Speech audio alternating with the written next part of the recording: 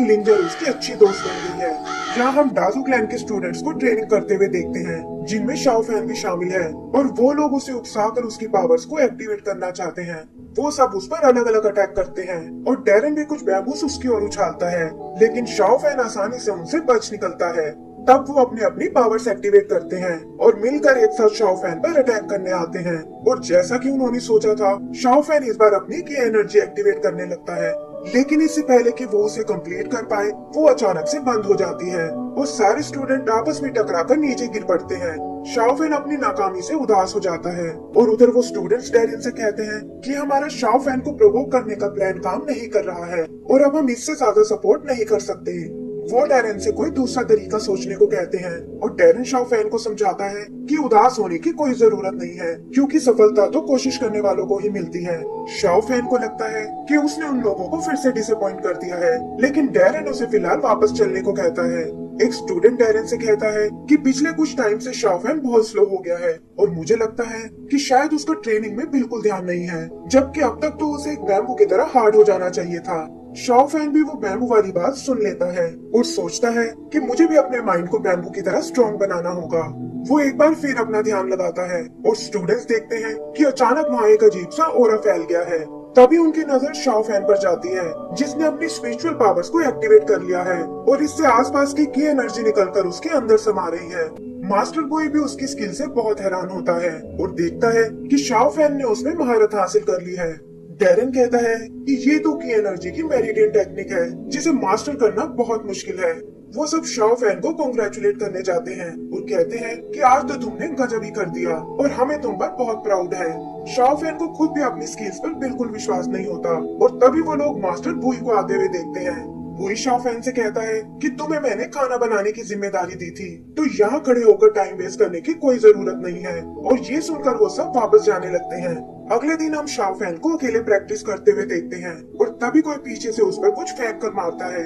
Shao fan को पहले तो वहाँ कोई नजर नहीं आता, लेकिन फिर वो देखता है कि ये तो एक छोटा सा मंकी है जो बिना वजह उसे तंग कर रहा है, और इससे पहले कि वो उसे सबक सिखा पाए, मंकी वहाँ से भाग जाता है।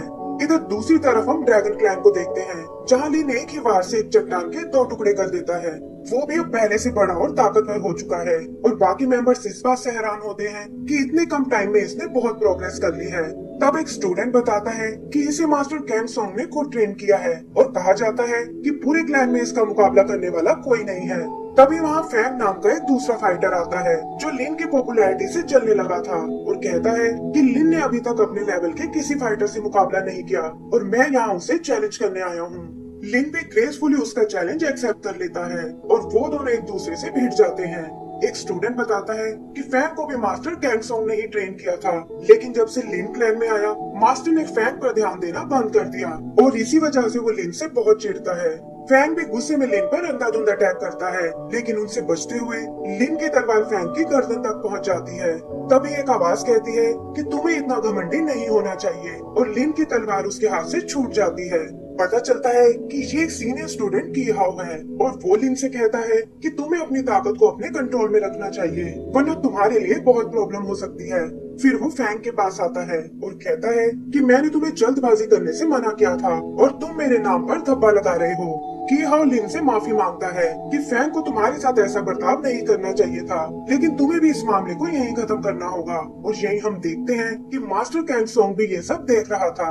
आगे का सीन डाजू क्लैन का है, जहाँ शाओ फैन और लिंजर उस जंगल में आए हैं और लिंजर कहती है कि हमें उस मंकी को सबक सिखाना ही होगा, वरना वो तुम्हें इसी तरह तंग करता रहेगा।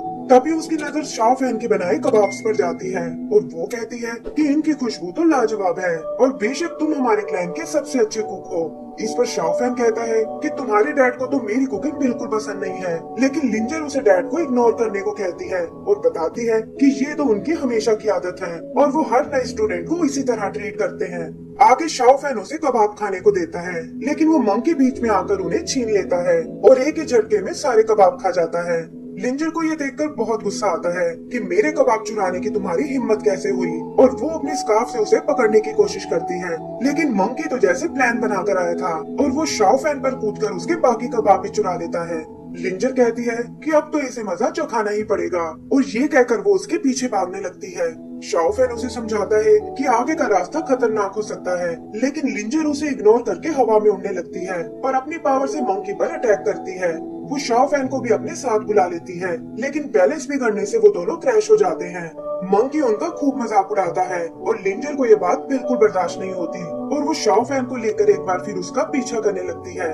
तभी वो मंकी अचानक से नीचे एक घाटी में जा गिरता है और लिंजर शाओफेन से कहती है कि तुम्हें थोड़ी देर यहीं वेट करना होगा। और ये कहकर वो अकेले ही आगे चली जाती है।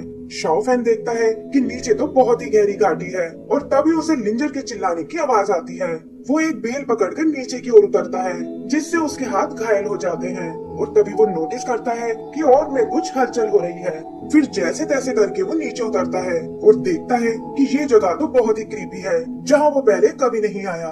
तभी एक तालाब के पास उसे लिंजर नजर आती है, लेकिन जैसे ही वो उसकी ओर आगे बढ़ता है, उसके शरीर में अचानक से कमजोरी आने लगती है और उसे समझ नहीं आता कि आखिर ये सब क्या हो रहा है। हिम्मत करके किसी तरह वो लिंजर के पास आता है और देखता है कि वो तो बेहोश पड़ी हुई है।